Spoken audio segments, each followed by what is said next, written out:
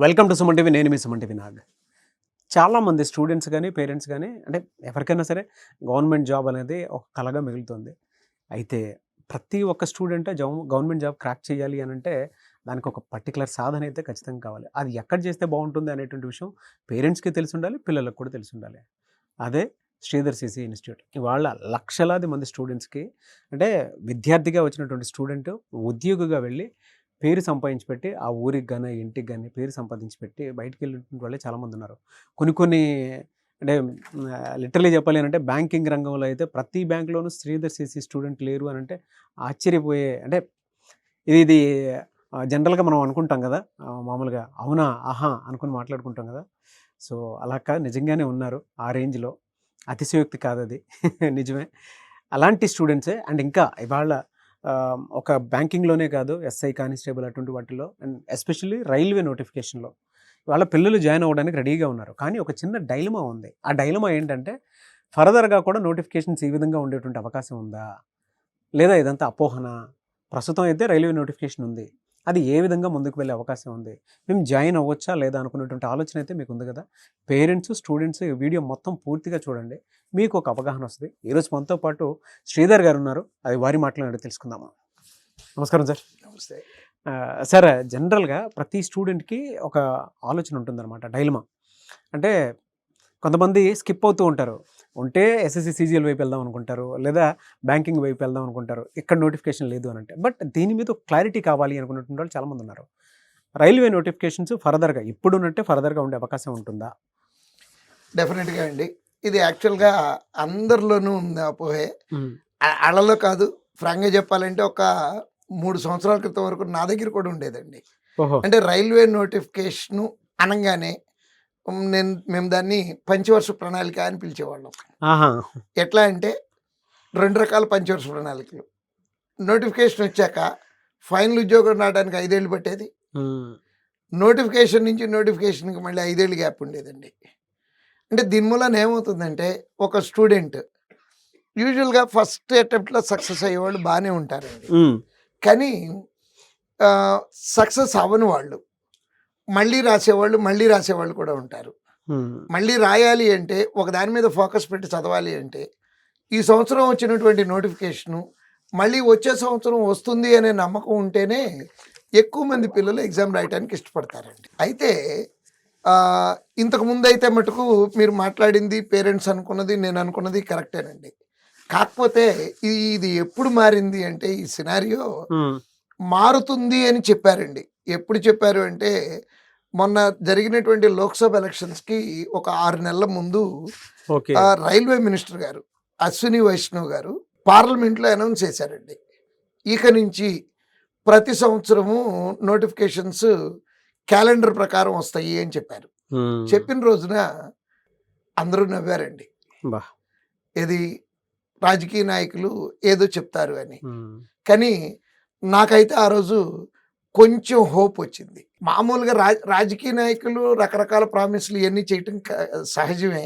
కానీ పార్లమెంట్ వేదికగా ఒక మినిస్టర్ గారు అన్నారు అంటే ఏదో జరగబోతుంది అని నేను నమ్మి నాతో పాటు ఉన్నటువంటి అందరినీ, మా ఫ్రాంచైజీ ఓనర్స్ని, మా స్టాఫ్ని అందరినీ కన్విన్స్ చేసి అద్భుతమైనటువంటి మెటీరియల్ తయారు చేసి ఎగ్జామ్స్ బ్యాచ్లు అనౌన్స్ చేసామండి. సో దాన్ని నిలబెట్టుకుంటూ ఏం జరిగిందంటే ఒకదాని తర్వాత ఒకటి చక్కగా నోటిఫికేషన్స్ ఇవ్వటం స్టార్ట్ చేశారు. ఓకే. సో కొంతవరకు మాట మీద నిలబడ్డారని కొద్దిగా నమ్మటం మొదలుపెట్టారు. కానీ డౌట్ ఏంటంటే, కాకపోతే ఏం జరిగిందంటేనండి, ఆయన అనౌన్స్ చేసిన తర్వాత ఒక నోటిఫికేషన్ ఇచ్చారు, ఎలక్షన్ కోడ్ వచ్చేసింది. సో ఆ ఎగ్జామ్ జరగలేదు. ఇంతే, రైల్వేలు ఎప్పుడు చూసినా ఇట్లే జరిగేదే జరుగుతుంది, ఇంకా మళ్ళీ నార్మలే, ఆయన చెప్పింది ఏమీ జరగదన్నారు. బట్ క్లియర్గా కనపడుతుంది నోటిఫికేషన్ ఇచ్చిన దగ్గర నుంచి ఎలక్షన్ కోడ్ ఇవన్నీ రావటం మొదలైనవి. గవర్నమెంట్ సెటిల్ అవటం ఇదంతా అయిన తర్వాత మళ్ళీ స్టార్ట్ చేశారు.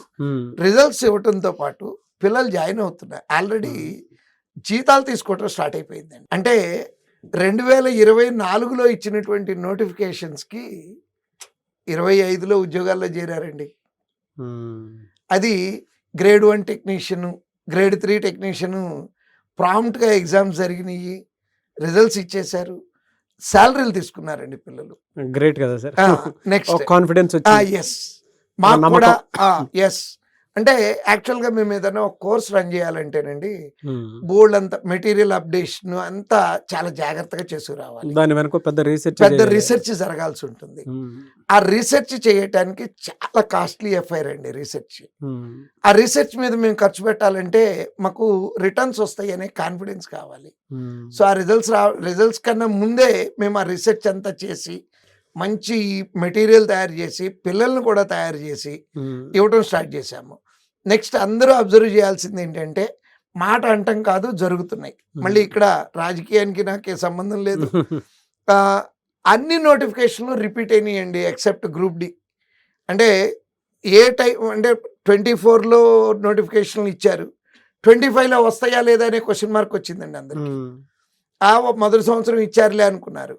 But they stood on the words అండి. రైల్వే బోర్డు మాట మీద నిలబడి ఆ మినిస్టర్ గారు ఆ రోజు పార్లమెంట్లో ఏదైతే చెప్పారో దాని ప్రకారం జరుగుతున్నాయండి. సో రెండో సంవత్సరం జరుగుతున్నాయి కాబట్టి స్టూడెంట్స్ పేరెంట్స్ కూడా దీన్ని బ్యాంకింగ్ సెక్టార్ని ఎలా అయితే నమ్ముతున్నారో, అంటే బ్యాంకింగ్ సెక్టార్కి ప్రతి సంవత్సరం జనవరిలో క్యాలెండర్ వస్తుందండి. అవును, ఏ నెలలో ఏ ఎగ్జామ్ నోటిఫికేషన్ వస్తుంది, ఏ నెలలో ఏ ఎగ్జామ్ జరుగుతుందని. అలానే మోర్ ఆర్ లెస్ అంటే ఎగ్జాక్ట్గా అంత యాక్యురేట్గా జరుగుతుందనే మాట నేను చెప్పలేను, కానీ బట్ ఇట్స్ హ్యాపెనింగ్. అంటే పాత చరిత్రలాగా కాకుండా ఇప్పుడు మాకైతే నేను కూడా పిల్లలకి కాన్ఫిడెన్స్ ఇస్తున్నాను. ఎస్ జరుగుతాయి. కోర్టులు కేసులు జరుగుతూ ఉన్నాయి. స్టిల్ వాటిలో నుంచి కూడా నోటిఫికేషన్ బయటికి తీసుకురాగలుగుతున్నారండి సెంట్రల్ గవర్నమెంట్ వాళ్ళు. అవునండి. అంటే కమిట్మెంట్ ఉంది. నెక్స్ట్ కమిట్మెంట్ ఒకటే కాదండి, రిక్వైర్మెంట్ కూడా ఉందండి. అంటే రైల్వేలో షార్టేజ్ అండి, ఎంప్లాయీ షార్టేజ్. కరెక్ట్గా చెప్పాలంటే సో నోటిఫికేషన్స్ అన్ని భర్తీ చేయాలంటే చేయాల్సిన అవసరం రైల్వే బోర్డుకు కూడా ఉందండి. ఓకే, రైల్వే బోర్డుకు కూడా ఉందండి. అంటే కొంతమంది ఏమంటున్నారంటే అవుట్ సోర్స్ చేస్తున్నారు కదండి, అన్ని ఉద్యోగాలు అవుట్ సోర్సింగ్ చేయలేరు. క్యాటరింగ్ అవుట్ సోర్స్ చేయగలరు కానీ ట్రైన్ ఏఎల్పిని అవుట్ సోర్సింగ్ చేయలేరండి, గార్డెన్ అవుట్ సోర్సింగ్ చేయలేరండి. ఇట్లా చాలా ఫీల్డ్లు అవుట్ సోర్స్ చేయడానికి ఎట్టి పరిస్థితుల్లోనూ వీలు పడదండి. సో నోటిఫికేషన్లు వస్తాయి. ఇంకోటి ఏంటంటే నాకు కనపడింది, అంటే నా 30 సంవత్సరాల ఎక్స్పీరియన్స్ బట్టి నాకేం అర్థమవుతుందంటే నోటిఫికేషన్స్ లాస్ట్ ఇయర్ కన్నా ఇంకొంచెం స్పీడ్గా వస్తున్నాయి. ఎగ్జామ్స్ కూడా ఇంకొంచెం స్పీడ్గా జరిగి లాస్ట్ ఇయర్ సంవత్సరంన్నర పట్టినటువంటి ప్రాసెస్ ఏదైతే ఉందో అది ఈ సంవత్సరం నోటిఫికేషన్స్కి 1 ఇయర్లోనే కంప్లీట్ అవుతుంది అనేది నేను ఎక్స్పెక్ట్ చేస్తున్నానండి. Okay, so we got a confidence. ఇప్పుడు నేను మీ ద్వారా ఇప్పుడు ఆ నమ్మకం అయితే వచ్చింది. ఎస్ అండ్ మీరు చెప్పేటప్పుడు మీరు చెప్పిన ప్రతి సినారియోలోనూ స్ట్రాటజిక్ పాయింట్ నుంచి చూసుకుంటే గవర్నమెంట్కి కూడా అది అవసరం ఉంది అనేటువంటి విషయం క్లియర్గా అర్థమవుతుంది. అండ్ ఇది సిస్టమేటిక్గా జరిగే అవకాశం ఉంది కాబట్టి ఉన్న అవకాశాన్ని మాత్రం మీరు చెడగొట్టుకోవద్దు. ఎగ్జామ్స్ కొంచెం లేట్ అయినా ఇది మాత్రం రెగ్యులర్గా నోటిఫికేషన్స్ ఉంటుంది అనేటువంటి విషయం మాత్రం ఒక కన్క్లూషన్కి రండి. అంతే ఓవరాల్గా అది పేరెంట్స్ అయినా సరే పిల్లలైనా సరే. ఎలా సార్ అంటే మీ బ్రాంచెస్ ఎక్కడెక్కడ ఉన్నాయి, మిమ్మల్ని ఏ విధంగా అప్రోచ్ మాకు విశాఖపట్నం, రాజమండ్రి, ఏలూరు, విజయవాడ, గుంటూరు, ఆల్మోస్ట్ మొత్తం స్టేట్ ఈ ఏపీలో అయితే ఆల్మోస్ట్ అన్ని డిస్ట్రిక్ట్స్లోనూ ఓల్డ్ డిస్ట్రిక్ట్స్ అన్నిట్లోనూ ఉన్నాయండి. అనంతపూర్ వరకు ఉన్నాయి. అంటే నెల్లూరు ఉంది, తిరుపతి, నెక్స్ట్ కర్నూలు, అనంతపూర్. తెలంగాణలో వచ్చేటప్పటికి హైదరాబాద్లో ఉన్నామండి. నెక్స్ట్ త్వరలో కరీంనగర్ స్టార్ట్ చేయబోతున్నాము. వెరీ గుడ్ అండి. సూన్ అంటే అక్కడి నుంచి బాగా రిక్వెస్ట్లు అండి. ఎట్లా అంటే మేము ఏ వీడియో పోస్ట్ చేసినా అన్న కరీంనగర్లో చదువుకునే పిల్లలు చాలామంది ఉన్నాము, రెండన్నా అనుకుంటూ దాన్ని దృష్టిలో పెట్టుకొని సర్వే చేస్తే poorest of the poor people ఉన్నారనేది అర్థమైందండి. అంటే అట్లా అని మేము ఫ్రీగా చేస్తాము అట్లా అంటలేదు, నమ్మకంగా చేస్తాము. ఓకే, నమ్మకంగా చేస్తాము. అందుకే అండి నెంబర్ 1 లీడింగ్ పొజిషన్లో ఉన్నారని చెప్పడంలో మాత్రం సందేహం లేదు. Great sir. అనేవే సార్, థ్యాంక్ యూ అండి, థ్యాంక్ యూ సో మచ్. చూసారు కదా వీడియో. ఈ వీడియోపై మీ అభిప్రాయం కమెంట్ బాక్స్లో పోస్ట్ చేయండి. ఫర్దర్గా మీకు కనుక ఏదైనా డౌట్స్ ఉన్నాయి అని అంటే శ్రీధర్ గారి చేత అది వీడియో రూపంలో తెలుసుకోవాలి అనుకునేటువంటి వాళ్ళు కింద కామెంట్ బాక్స్లో మీ డౌట్స్ ఏవైతే ఉంటాయో వాటిని పోస్ట్ చేయండి. ఖచ్చితంగా వాటి మీద మేము వీడియోస్ చేయడం జరుగుతుంది. ఈ వీడియో లైక్ చేయండి, షేర్ మాత్రం తప్పకుండా చేయండి. ఇలాంటి మరిన్ని వీడియోస్ కోసం మా ఛానల్ ఫాలో అవ్వండి. Thank you. అండ్ దాంతోపాటు గవర్నమెంట్ జాబ్ కనుక మీకు కల అయితే ఖచ్చితంగా శ్రీధర్ CCలో జాయిన్ అవ్వండి.